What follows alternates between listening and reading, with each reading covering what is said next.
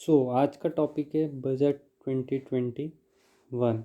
ठीक है, आज के वीडियो में हम सारा कुछ बेसिक्स पढ़ेंगे बजट्स का, कि बजट क्या होता है, रेवेन्यू क्या होता है, एक्सपेंडिचर क्या होता है, रिसिप्ट क्या होता है, फिर टाइप्स ऑफ बजट, कौन कौन से टाइप्स होते हैं बजट के। ठीक है, बजट में पैसा कहाँ से आता है, कौन बजट पेश करता है, इंडिया का बजट कैसा होता है, ये सारी चीज़ें आज हम डिस्कस करेंगे इस वीडियो में। ठीक है, तो बेसिक ऑफ बजट, कि बजट होता क्या है एक्चुअल में। तो बजट कुछ नहीं होता है, budget is an future estimation of revenue and expenses. तो बजट किसको कहते हैं? Future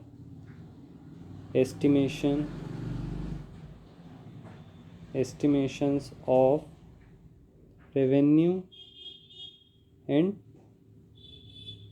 expenditure. ठीक है, अब रेवेन्यू और एक्सपेंडिचर क्या होता है, सबसे पहले हमें ये डिस्कस करना पड़ेगा कि रेवेन्यू और एक्सपेंडिचर क्या होता है। ठीक है, तो रेवेन्यू क्या होता है? रेवेन्यू का मतलब होता है कि income generated from a business operation. जो भी बिजनेस ऑपरेशन से मनी जनरेट होता है, मनी हमें मिलता है। ठीक है, बिजनेस ऑपरेशन से जो भी मनी हमें मिलता है उसे हम क्या कहते हैं? रेवेन्यू। ठीक है, जैसे आपकी शॉप है, आपको शॉप से पैसा मिलता है तो आपका रेवेन्यू हो गया। ठीक है, ऐसे ही गवर्नमेंट अगर होगी तो गवर्नमेंट के पास रेवेन्यू के साथ जो उसकी स्कूल्स होती है, डिफरेंट टाइप्स के रेवेन्यूज़ होते हैं, वो हम आगे डिस्कस करेंगे। तो जैसे स्कूल्स हुई, स्कूल की फ़ीस हुई, बच्चे फ़ीस देते हैं तो वो फीस उसका रेवेन्यू हुआ। ठीक है, और सिमिलरली एक्सपेंडिचर किसको कहते हैं? कि आप जो भी खर्चा करते हैं, ठीक है, आप पैसे का जहाँ जहाँ भी खर्चा करेंगे वो क्या होता है? इन जनरल टर्म जहाँ जहाँ भी खर्चा करते हैं वो एक्सपेंडिचर होता है। ठीक है, उसके बाद रिसिप्ट का मतलब ये होता है कि जहाँ से भी, कहीं से भी पैसा आ रहा, जो भी पैसा आ रहा, आपको कोई लोन की फॉर्म में पैसा दे रहा है, या आपको कोई दुकान से आपकी पैसा आ रहा है, या फिर आपका कोई बिजनेस है उससे पैसा आ रहा है, या तो फिर आपको कोई ऐसे ही जैसे गिफ्ट दे के चले गया। ठीक है, वो मनी मान लीजिए। तो ये सब क्या होता है? रिसिप्ट होता है। जितना भी मनी इन्वॉल्व होगा आपके पास वो सब क्या होगा? रिसिप्ट के उसमें आएगा। ठीक है, अब बजट, बजट क्या होता क्या एक्चुअल में? बजट हमारे घर में भी हमारी जो फाइनेंस मिनिस्टर है, हमारी जो मदर होती है, वो बनाती है बजट। ठीक है, तो जो बजट होता है एक्चुअल में वो पेश कौन करता है? फाइनेंस मिनिस्टर, है ना। हर कंट्री का फाइनेंस मिनिस्टर जो है वो बजट पेश करता है। इसके पहले हमें एक चीज़ ध्यान रखना पड़ेगा कि बजट के एक दिन पहले क्या आता है? इकोनॉमिक सर्वे रिपोर्ट आती है, जिसमें लास्ट ईयर का पूरा कच्चा चिट्ठा होता है कि कितनी ग्रोथ रेट हुई, क्या क्या जो जो भी एस्टिमेशंस होते हैं, न्यूमेरिकल वैल्यूज़ होती है उसमें, वो सब क्या एक दिन पहले इकोनॉमिक सर्वे रिपोर्ट रहती है, वो पब्लिश होती है फाइनेंस के द्वारा, फाइनेंस डिपार्टमेंट के द्वारा, हर कंट्री के। ठीक है, इंडिया में एक दिन पहले होती है वो, बजट सेशन के एक दिन पहले ये पब्लिश होती है इकोनॉमिक सर्वे रिपोर्ट। ठीक है, अब बजट बेसिकली जैसे मैंने बताया कि future estimation of revenue and expenses होता है। इसका मतलब ये हुआ कि फ्यूचर में हम जो साल भर, अब जो आने वाला साल भर है ना, उसमें हम कहाँ कहाँ खर्चा करेंगे, किस किस जगह पे कितना कितना खर्चा करेंगे, इस सब का एस्टिमेशन पहले से लगा देता है। लाइक अवर मदर्स हमारी भी यही काम करती है कि साल भर में हमें बच्चों की फ़ीस कितनी देना है, घर का राशन कितना आएगा, कुछ बाइक वगैरह ख़रीदना है, कार वार ख़रीदना है तो उसका पैसा, होम घर ख़रीदना है उसका पैसा। ठीक है, तो ये सारी चीज़ें बजट जो एस्टिमेशन होता है, फाइनेंशियल एस्टिमेशन, वो हमारी मदर हमारी घर के लिए करती है। ऐसे पूरे देश के लिए फाइनेंस मिनिस्टर करते हैं। तो जो भी finance minister, current finance minister कौन है? निर्मला सीतारमण। ठीक है, और minister of state in finance कौन है? अनुराग ठाकुर। ठीक है, जिनने बजट इस बार का 2021 का पेश किया है। ठीक है, अब उसके बाद हु कैन पब्लिश बजट। ठीक है, हु कैन मेड बजट, कौन? तो ये मैंने पहले ही बता दिया, फाइनेंस मिनिस्टर के द्वारा ये रिलीज होता है। फाइनेंस मिनिस्टर ऑफ इंडिया, इस बार इंडिया में finance minister of India Nirmala Sitharaman ने बजट पेश किया। सिमिलरली बजट कौन बना सकता, और कौन बना सकता है? जैसे बजट तो कोई भी, हर कोई बना सकता है। हमारे घर में हमारी माँ बनाती है। ठीक है, इंडिया या किसी भी कंट्री में उसका फाइनेंस मिनिस्टर बनाता है। ठीक है, ऐसे ही किसी बिजनेस में उसका एमडी सीईओ बनाएगा बजट। ठीक है, और फिर उसके बाद कोई गवर्नमेंट में तो बता दिया, फाइनेंस मिनिस्टर बनाता है। ग्रुप ऑफ पीपल, अगर कोई सोसाइटी वगैरह है तो उसमें भी बजट बनता है, जैसे तारक मेहता का उल्टा चश्मा, उसमें भी बजट बनाता है जो आत्माराम भिड़े होता है। ठीक है, इस तरीके से बजट कोई भी एक इंडिविजुअल पर्सन भी बना सकता है अपने लिए। जैसे कोई आप में से बहुत से इंदौर कहीं पर रहते होंगे, किसी कंट्री में किसी अदर घर से बाहर कहीं पे भी रहते होंगे, तो आप भी आपका बजट बनाते हैं, ठीक है, हर महीने मंथली बजट बनाते हैं आप, ठीक है, हो सकता है आप ईयरली बजट भी बनाते हो, ठीक है, तो ये इसका मतलब ये बजट होता है, ठीक है। अब ये चीज़ें ध्यान रखना कि एक्सपेंडिचर मतलब जो भी खर्चा है, जहाँ जहाँ भी खर्चा होगा। रेवेन्यू का मतलब बिजनेस ऑपरेशन से जो भी मनी जनरेट होगा, जो भी हमारे काम आएगा, वो रेवेन्यू होता है, ठीक है। उसके बाद रिसिप्ट का मतलब होता है कहीं से भी मनी आए, कोई भी लोन के फॉर्म में आए या आपकी दुकान से आया, कहीं से भी मनी आए, उसको क्या बोलते हैं, रिसिप्ट, ठीक है। अब इस स्लाइड में हमारे जो माँ होती है, वो मैं सिंपल सा इस बार इस वीडियो में घर का बजट पूरा बताऊंगा कि घर में कहाँ से मनी आता है, घर में कहाँ से आउट, और उसी को रिलेट करूँगा हमारे इंडिया के बजट से, कि बजट हमारे इंडिया में कैसे पेश होता है, कहाँ कहाँ से क्या क्या होता है, types of budget and all, ठीक है। तो हमारे घर में मान लीजिए एक घर में माँ है और उसके हस्बैंड हैं, ठीक है, उनके 4 लड़के हैं, जिसमें से 2 मैरिड है, ठीक है, तो 2 डॉटर इन लॉ हुई उनकी, और उन 2 के 2 पोते हैं, ठीक है। अब माँ को मनी कहाँ कहाँ से मिलेगा, तो माँ को मनी 4 जगह से मिल सकता है, ठीक है। माँ को मनी कहाँ कहाँ से मिल सकता है, तो एक तो मान लीजिए 4 बेटे हैं, तो 4 बेटे अब खर्चा चलाना है तो बेटे पैसे देंगे ही देंगे, तो मान लीजिए 5000 ईच रुपीज़ उनने बेटे से लिए, हर बेटे से, एक बेटे से 5000 रुपये लिए, तो उनके पास टोटल पैसा आ गया 5000। तो एक क्या हुआ कि बेटे की तनख्वाह जो आती है वो, ठीक है। दूसरा क्या हुआ कि कोई मेहमान उसे पैसे दे जाए, ठीक है, कोई मेहमान पैसे दे जाते हैं ना, जैसे कोई मेहमान आया, 100 रुपये दे दिए, 200 रुपये दे दिए, 500 रुपये दे दिए, 1000 रुपये दे दिए, है ना, तो ये पैसे हैं, ठीक है। फिर उसके बाद होम लोन लिया हो, यदि उनने होम लोन, कार लोन, ठीक है, किसी भी तरीके का लोन लिया हो, ठीक है, किसी व्यक्ति से या तो पैसा उधार लिया हो, तो उससे पैसा आएगा, कहीं से भी जो जो पैसा कहाँ कहाँ से आ सकता है, वो सारी चीज़ें डिस्कस कर रहे हैं हम, ठीक है। उसके बाद एक और कि मान लीजिए उनने कोई उनका असेट बेच के पैसा उनके पास आया हो इस साल, ठीक है, मान लीजिए उनने घर बेचा हो, सपोज दैट, ठीक है, बाइक बेची हो, ठीक है, तो इससे पैसा, तो ये 4 जगहों से पैसा उनके पास आता है, ठीक है। अब उसके बाद इन सभी को क्या क्या अपन बोलेंगे, ठीक है। अगर 5000 रुपये बेटे के साथ हर महीने आएगा, ठीक है, तो ये समझ लीजिए रेवेन्यू रिसिप्ट है, ठीक है, रेवेन्यू रिसिप्ट। फिर मेहमान अगर पैसा दे जाए तो ये भी रेवेन्यू रिसिप्ट, ठीक है। तो इसका मतलब क्या हुआ, रेवेन्यू रिसिप्ट जो होता है वो दो टाइप के हो गए, ठीक है। एक तो जो बेटे से पैसा हुआ, और एक जो मेहमान से, या ये समझ ले कि एक जो गिफ्ट से पैसा मिला उसे, और एक जो उसके बेटे की तनख्वाह। तो रेवेन्यू रिसिप्ट क्या होता है, रेवेन्यू रिसिप्ट जो रेवेन्यू से पैसा आया, ठीक है। तो रेवेन्यू रिसिप्ट 2 टाइप के होते हैं, एक तो होता है टैक्स रेवेन्यू रिसिप्ट, और एक होता है नॉन टैक्स, ठीक है। ये हम गवर्नमेंट के फॉर्म में पढ़ रहे हैं, ठीक है। रेवेन्यू रिसिप्ट के 2 टाइप होते हैं, टैक्स और नॉन टैक्स। टैक्स का मतलब इसमें बेटे की तनख्वाह से, बेटे ने तनख्वाह से में से दिए, तो वो हो गया टैक्स रिसिप्ट, ठीक है। ऐसे ही गवर्नमेंट ऑफ इंडिया को टैक्स रिसिप्ट से कैसा पैसा मिलता है, इनकम टैक्स, ठीक है, कॉरपोरेट टैक्स, जीएसटी, है ना, इन सब से जो पैसा मिलता है वो रेवेन्यू रिसिप्ट के टैक्स वाले कॉलम में आएगा। और नॉन टैक्स रिसिप्ट किसको कहते हैं, नॉन टैक्स रिसिप्ट जैसे फीस वगैरह हुई, ठीक है, या कोई गिफ्ट दे गया, या फिर ग्रांट समझ लीजिए, नॉन टैक्स रिसिप्ट। गवर्नमेंट को रेवेन्यू रिसिप्ट कहाँ कहाँ से मिलता है, वो उस बारे में हम डिस्कस कर रहे हैं। या तो फिर किसी के ऊपर पेनल्टी लगा के गवर्नमेंट ने पैसा लिया हो, ठीक है, या फिर इंटरेस्ट मिला हो उसको किसी चीज़ का, गवर्नमेंट सिक्योरिटी या किसी पे इंटरेस्ट मिला हो, ठीक है। तो इन सब चीज़ों से उसे रेवेन्यू रिसिप्ट में एक चीज़ ध्यान रखना है कि रेवेन्यू रिसिप्ट से कोई भी लायबिलिटी या असेट उसका रिड्यूस नहीं होता। अब इसमें पॉइंट आ गया कि असेट क्या होता है और लायबिलिटी क्या होती है, ठीक है। तो असेट का मतलब क्या होता है कि वो सब चीज़ें जो आपकी है वो आपकी रहेगी, किसी और की नहीं रहेगी। जैसे बाइक हुई, घर हुआ, ठीक है, जिससे आपका प्रॉफिट होता हो, वो सारी चीज़ें क्या है, आपकी असेट। आपको आपको किसी को देने की ज़रूरत नहीं पड़ेगी, या किसी और की नहीं हो सकती वो चीज़। जैसे आप बाइक आपके नाम रहती है, आपकी होती है, ठीक है, आप उससे ट्रांसपोर्टेशन करते हैं, उससे प्रॉफिट कमा सकते हैं, ठीक है, तो वो असेट हो गया।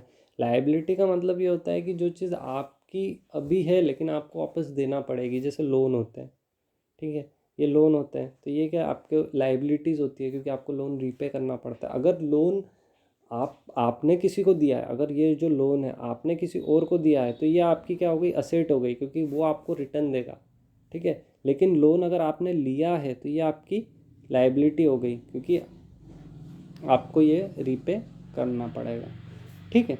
तो ऐसे ही रेवेन्यू रिसिप्ट में क्या होता है कि ना तो आपको आपकी लाइबिलिटी क्रिएट होगी और ना आपका असेट रिड्यूस होगा। क्यों? क्योंकि जैसे पैसा आप आपके बेटे से पैसे ले रहे हो, ठीक है, बेटा आपको पैसे दे रहा है, तो वो क्यों दे रहा है कि आप घर का वो चला सकें, ठीक है। तो इसमें आपको पैसा देना नहीं पड़ेगा वापस, आपके बेटे को पैसा देना पड़ेगा, नहीं देना पड़ेगा। आपने कोई मकान वकान बेचा या ये बेचा, आपके असेट कम हुए क्या? नहीं हुए, ठीक है। तो ये क्या हो गया, रेवेन्यू रिसिप्ट हो गया, ठीक है। नॉन टैक्स में भी ऐसे ही अगर देखें तो ग्रांट या मतलब जैसे जो आपको पैसे दे के बच्चों को पैसे दे के जाते हैं, वो आप क्या वापस देते हैं उन्हें? नहीं देते हैं, ठीक है। फीस ऐसे ही अगर गवर्नमेंट के फॉर्म में ग्रांट, अगर ग्रांट मान लो किसी ने गवर्नमेंट को चंदा दिया, तो वो चंदा क्या वापस देंगी गवर्नमेंट, या उनको देना पड़ता है कि ज़रूरी है क्या? नहीं है। फीस सिमिलरली फीस वापस देना पड़ती, नहीं देना पड़ती, ठीक है। पेनल्टी लगा देते, उसको वापस देना पड़ता, नहीं देना पड़ता। तो ये सब आपकी असेट है। तो ये रेवेन्यू रिसिप्ट में क्या होता है कि neither creates liability nor reduce asset, ठीक है। अब उसके बाद ये हमने दो चीज़ पढ़ ली, कौन सी कि दो पैसे कहाँ से आते हैं, एक तो बेटे वाला और एक मेहमान जो पैसे दे जाते हैं वो। अब दो चीज़ आती है कि होम लोन से अगर पैसा उनने लिया है, होम लोन या कार लोन, है ना, या और कई जगह से पैसा लोन की फॉर्म में किसी दूसरे पर्सन से लिया है, ठीक है, या फिर असेट को बेच के, ठीक है, या तो फिर कार को बेच के, है ना, अगर पैसा आया है, तो ये दो दूसरे टाइप से पैसा आता है। तो अब इन दो के बारे में डिस्कस करेंगे। तो अगर जैसे लोन की फॉर्म में, अगर लोन की फॉर्म में आपने पैसा लिया है, ठीक है, और अगर लोन के फॉर्म में नहीं है और आपके असेट बेच के आपने पैसा लिया है, तो उसको क्या कैपिटल रेवेन्यू कहते हैं। अगर पैसा आ रहा है ये, ठीक है, ये सब पैसा रिसिप्ट कहाँ से हो रहा है, इस सब बारे में डिस्कस कर रहे हैं। तो कैपिटल रिसिप्ट दो टाइप के होते हैं, एक तो डेप्ट क्रिएटिंग और एक नॉन डेप्ट क्रिएटिंग, ठीक है। अब डेप्ट क्रिएटिंग का मतलब वही जो मैंने आपको बताया कि होम लोन लिया आपने, ठीक है, तो आपको रीपे करना पड़ेगा, ठीक है। अगर आपको रीपे करना पड़ेगा तो मतलब इट क्रिएट्स लाइबिलिटी, ठीक है। और अगर आपने जैसे ये इसमें आपको कोई बेचना पड़ा, आपका असेट कम हो रहा है क्या? नहीं हो रहा, ठीक है। तो हमें इसमें ये देखना पड़ेगा,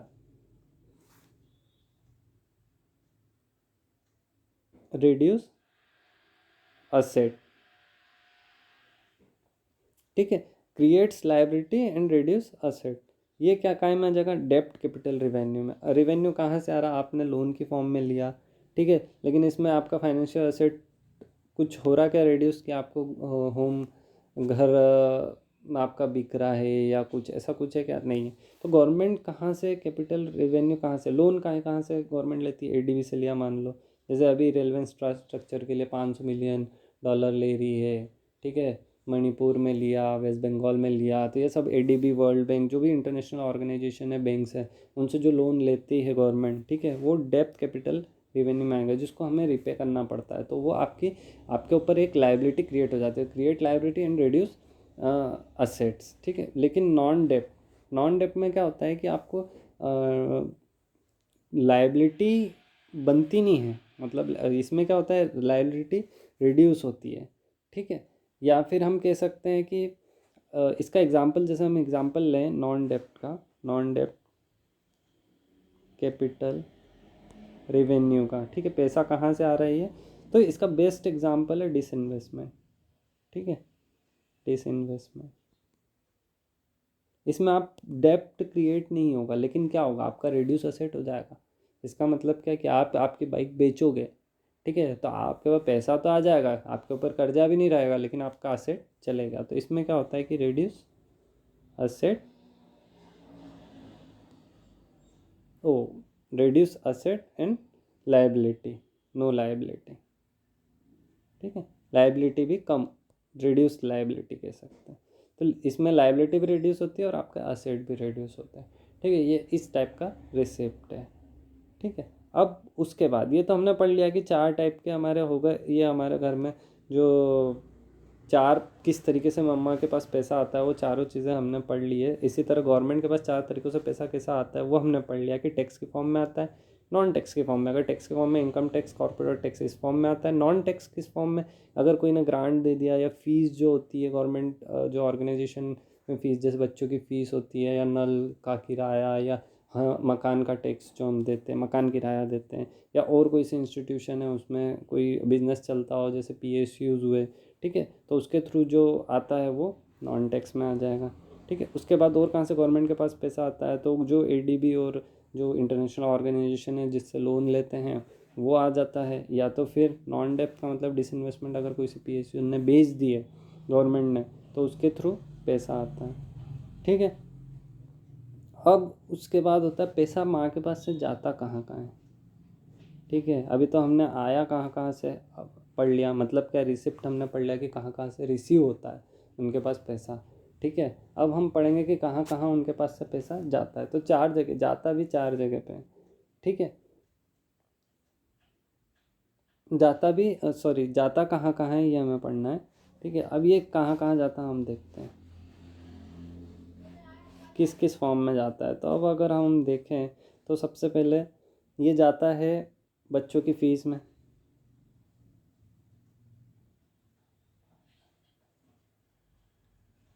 ठीक है, बच्चों की फ़ीस में जाता है। और दूसरा क्या होता है, बच्चों की फ़ीस में आता है, या फिर आप मान लीजिए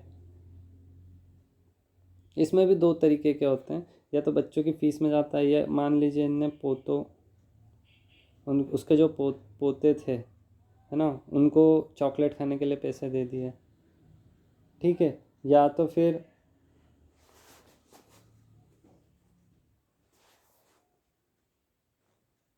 क्या होता है कि जैसे एक्सपेंडिचर इनने कर दिया, कोई इन्वेस्टमेंट कर दिया। ठीक है, बैंक में पैसा जमा कर दिया। ठीक है, बैंक में पैसा जमा करना। ठीक है, ये एक तरीके से यहाँ से जा सकता है, बैंक में पैसा जमा करना। ठीक है, या फिर क्या हो सकता है, जैसे BC ओपन करते हैं, ठीक है, BC चलाते हैं। ठीक है, तो यहाँ पे पैसा जा सकता है। ठीक है, घर खर्च में पैसा जाता है, बच्चों की फ़ीस में, घर खर्च में। ठीक है, तो अब हम देखें कि ये हमने देख लिया बच्चों के खर्च में, बच्चों की फ़ीस में, घर के खर्च में। ठीक है, एक ये हो गया, पोतों को देना। ठीक है, एक ये हो गया। फिर BC ओपन करना, इन्वेस्टमेंट बैंक में पैसे जमा करना।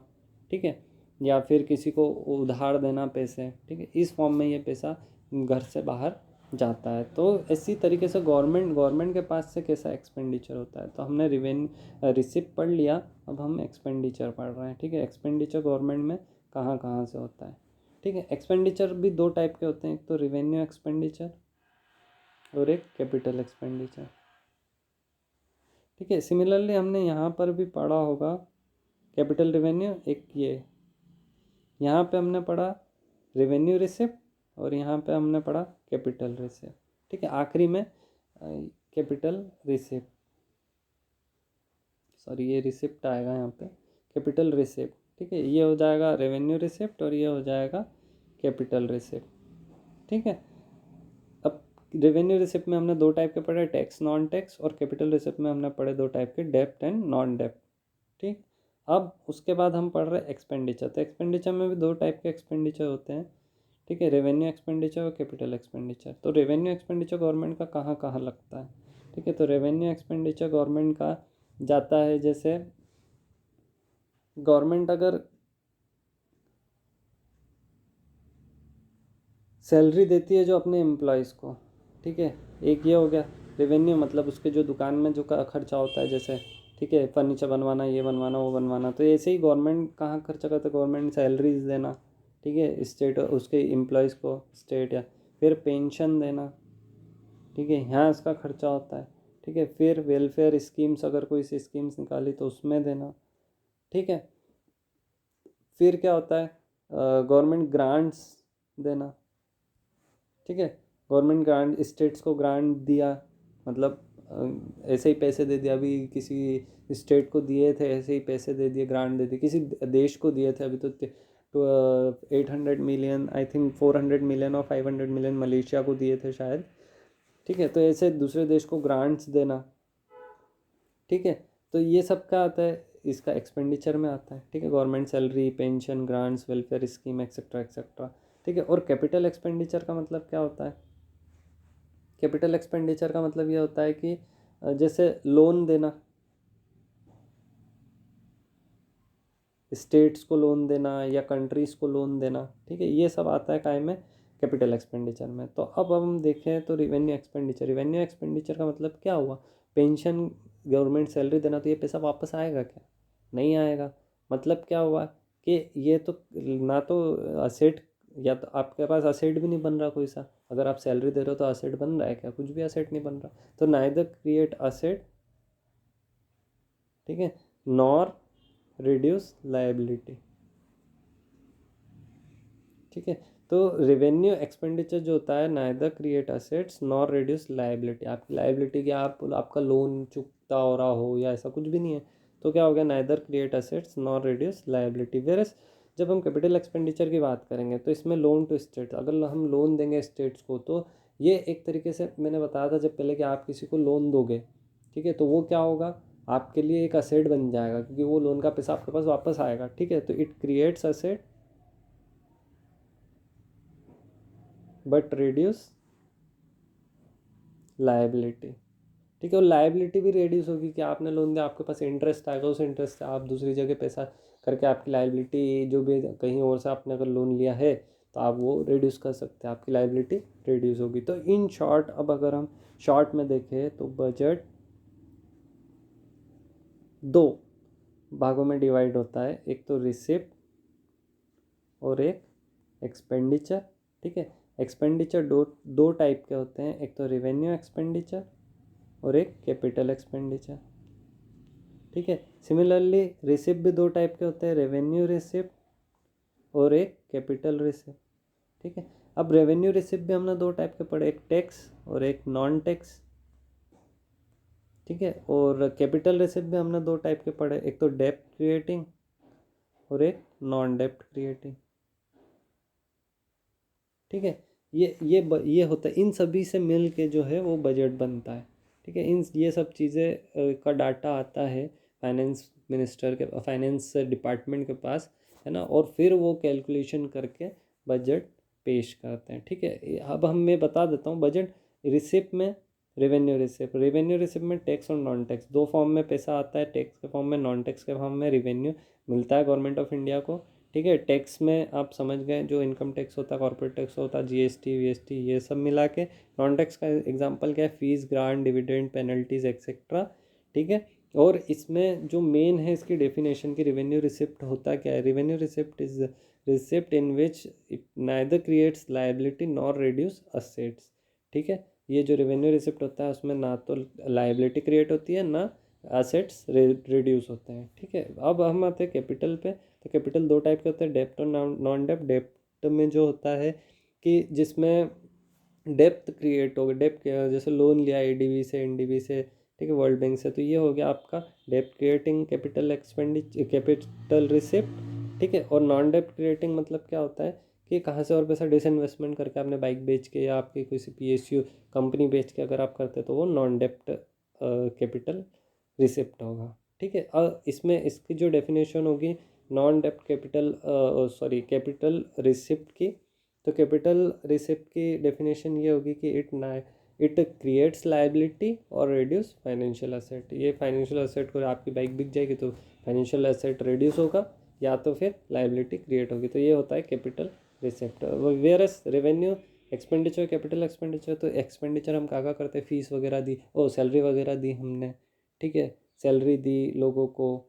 ठीक है, तो ये काय में आ जाएगी, ये रेवेन्यू एक्सपेंडिचर में आ जाएगा कि अगर पीएसयू में जो एम्प्लॉय वर्क करते हैं उनकी salary, pension, subsidies, welfare scheme, grant दी किसी स्टेट को, ठीक है, तो वो सब रेवेन्यू एक्सपेंडिचर में आ जाएगा। और जो कैपिटल एक्सपेंडिचर है, कैपिटल एक्सपेंडिचर का मतलब क्या हुआ कि जिसमें लोन दिया आपने किसी स्टेट को, तो वो कैपिटल एक्सपेंडिचर में आ जाएगा। तो रेवेन्यू एक्सपेंडिचर जो होता है, रेवेन्यू एक्सपेंडिचर की डेफिनेशन क्या हो जाएगी, it neither creates asset nor reduce liability, ठीक है। वेरएस जो कैपिटल एक्सपेंडिचर है उसमें क्या हो जाएगा कि it creates asset and reduce liability. क्यों असेट क्रिएट कैसे कर देगा, आपने लोन दिया तो आपके पास असेट हो गया है ना, और उसी असेट से आप इंटरेस्ट से आप क्या करोगे, आप मतलब दूसरी जगह का लोन रीपे कर दोगे तो आपकी लाइबिलिटी भी रिड्यूस हो जाएगी, ठीक है। ये हो गया आपका बजट का पूरा बेसिक बजट का कि कैसे किस किस चीज़ों से बनता है बजट, ठीक है। इसके बाद आता है कि types of budget.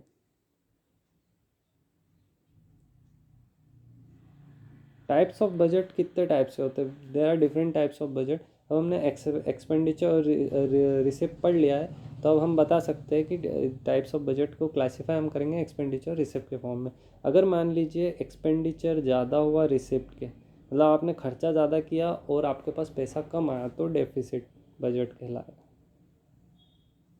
Deficit budget, ठीक है।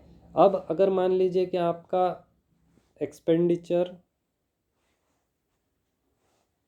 अब मान लीजिए आपका एक्सपेंडिचर कम है और रिसिप्ट ज़्यादा है। अभी हमने क्या पढ़ा, एक्सपेंडिचर ज़्यादा है रिसिप्ट कम है तो डेफिसिट बजट, और अगर अब आपका एक्सपेंडिचर कम है और रिसिप्ट ज़्यादा है तो आपका सरप्लस बजट, ठीक है। फिर उसके बाद आता है अगर मान लो दोनों इक्वल हो गए, तो ये कौन सा हो गया, ये बैलेंस बजट हो गया। अगर आपका एक्सपेंडिचर और रिसिप्ट जो है वो इक्वल है तो ये हो जाएगा बैलेंस बजट, ठीक है। अब ये बैलेंस बजट, एक चीज़ बता दूँ कि ये जो बैलेंस बजट है ना, कि जितना रेवेन्यू रिसिप्ट हमारे पास आया है, जैसे मान लीजिए लास्ट ईयर में हमारे पास 1 करोड़ रुपया है, ठीक है, और हमने खर्चा भी केवल 1 करोड़ का दिया है, तो ये होगा बैलेंस बजट, ठीक है। ये बजट बैलेंस बजट है ना, न्यूजीलैंड ने 2020 में पास किया था, लेकिन जब कोरोना आया तो उसके बाद ये कोरोना की वजह से इनका ये जो बैलेंस बजट है, ये जसिंडा अर्डन जो वहाँ की हेड थी, उनने ये बैलेंस बजट निकाला था, लेकिन उस कोरोना के कारण वो पूरा का पूरा उनका बैलेंस बजट फेल हो गया। जनरली जो भी कंट्री है वो सारी की सारी डेफिसिट बजट निकालती है, मतलब एक्सपेंडिचर ज़्यादा और रिसिप्ट उनके कम रहते हैं, ठीक है। मैक्सिमम यही बजट निकलता है, ठीक है। तो ये हमने 3 टाइप के बजट पढ़ लिए। इसके बाद जो होता है चौथे टाइप का जेंडर बजट। अगर किसी बजट में किसी पर्टिकुलर जेंडर के बारे में फोकस किया गया हो, जैसे फीमेल्स एम्पावरमेंट, वुमेंस एम्पावरमेंट, ठीक है, इसके बारे में, अगर जेंडर के बारे में या फिर ट्रांसजेंडर के बारे में जैसे होता है कभी कभी, तो ये जेंडर बजट इसको कहते हैं कि जिसमें फोकस्ड होता है जो एक पर्टिकुलर जेंडर के ऊपर होता है, ठीक है। फिर इंटरिम बजट, इंटरिम बजट का मतलब शॉर्ट बजट। अगर शॉर्ट बजट पेश करते हैं कि पर्टिकुलर शॉर्ट ड्यूरेशन के लिए, तो वो हो जाएगा शॉर्ट टर्म के लिए अगर कोई बजट पेश किया गया हो उसे क्या कहते हैं, इंटरिम बजट, ठीक है। फिर zero base budget, zero base budget, ठीक है। ज़ीरो बेस बजट का मतलब क्या होता है कि फ्रेश स्टार्टिंग की, अब भैया जो भी हुआ, जो खर्चा हुआ और जो एक्सपेंडिचर हुआ वो हो गया ज़ीरो, अब हम स्टार्टिंग से, या फिर आपने क्या किया कि आपका जो भी लोन वगैरह थे ये वो सब आपने रीपे कर दिए ना, तो आप अब किसी से ले रहे हो, जीरो हो गया आपका फाइनेंस का अकाउंट जो हो गया zero, zero expenditure zero receipt. अब आप स्टार्टिंग से रिसिप्ट करेंगे और एक्सपेंडिचर करेंगे, ये तो मेनली जनरली हो नहीं पाता है फ्रेश स्टार्ट, लेकिन इसको क्या कहते हैं, ज़ीरो बेस बजट, अगर आप फ्रेश स्टार्ट कर रहे हैं तो बजट। फिर एक आखिरी होता है आउटकम बजट, कि अगर आपने किसी में, इसको टारगेटेड बेस बजट भी कहते हैं, अगर आपने किसी बजट में कोई टारगेट रखा गया है, ठीक है, तो उसको क्या कहते हैं, टारगेटेड बेस बजट। जैसे टारगेट क्या रखा गया, जैसे पर्टिकुलर बजट में मान लीजिए कि हमारा इतना एक्सपेंडिचर टारगेट है कि हम इतना एक्सपेंडिचर ही करेंगे, इससे ज़्यादा नहीं करेंगे, तो ये टारगेट बेस बजट, इतना रेवेन्यू हमारे पास आना ही आना चाहिए, तो ये हो गया अपना टारगेटेड बेस बजट, ठीक है। एक चीज़ इसमें और बता दूं कि जो हमने ये पढ़ा था capital expenditure, sorry capital non डेप्ट क्रिएटिंग रिसिप्ट, कैपिटल रिसिप्ट में जो हमने पढ़ा था, कैपिटल रिसिप्ट में जो हमने ये पढ़ा था नॉन डेप्ट क्रिएटिंग, जिसमें अपन ने डिसइन्वेस्टमेंट पढ़ा था, ठीक है। ये डिसइन्वेस्टमेंट अभी 2021 के बजट में मुझे एग्जैक्ट फिगर याद नहीं है, लेकिन डिसइन्वेस्टमेंट पीएसयूज़ का होगा इस साल, ठीक है। तो उसके कारण जो पैसा आएगा उसे हम नॉन डेप्ट क्रिएटिंग कैपिटल रिसिप्ट कहेंगे, ठीक है। तो ये एक बेसिक इन्फॉर्मेशन है, ये पूरे बजट के बारे में बेसिक इन्फॉर्मेशन हो गई है। ठीक है, अब इसके बाद हम जो पढ़ेंगे वो इसकी टर्मिनोलॉजीज पढ़ेंगे, कुछ टर्मिनोलॉजीज। ठीक है, टर्मिनोलॉजीज जैसे बजट डेफिसिट, हम बजट भी पढ़ेंगे पूरा कि इस बार का बजट क्या हुआ, लेकिन ये टर्मिनोलॉजीज अगर आपको नहीं आएगी तो बजट समझ में नहीं आएगा। ठीक है, तो बजट डेफिसिट पढ़ेंगे, फिर फिस्कल डेफिसिट क्या होता है। ठीक है, फिस्कल डेफिसिट क्या होता है। ठीक है, और ये सब के फॉर्मूले जो है मैंने अभी पढ़ाया, जो receipt revenue receipt, capital receipt, revenue expenditure, capital expenditure, इन सभी पे बेस ये सब सारी टर्मिनोलॉजी वो है, इन्हीं पे बेस रहेगी। तो आपको ये जो है revenue receipt, capital receipt, revenue expenditure, capital expenditure, ये सब चीज़ें पता होना चाहिए कि कहाँ से रेवेन्यू एक्सपेंडिचर का मतलब क्या होता है, कि कहाँ से पैसा एक्सपेंड, कहाँ पे पैसा एक्सपेंड कर रहे हैं हम, कौन किस किस जगह पे। कैपिटल एक्सपेंडिचर का मतलब क्या होता है। ठीक है, तो ये सब चीज़ें आपको पता होना चाहिए, जब हम ये टर्मिनोलॉजीज अच्छे से पढ़ पाएंगे। ठीक है, so wait for next video, thank you for watching.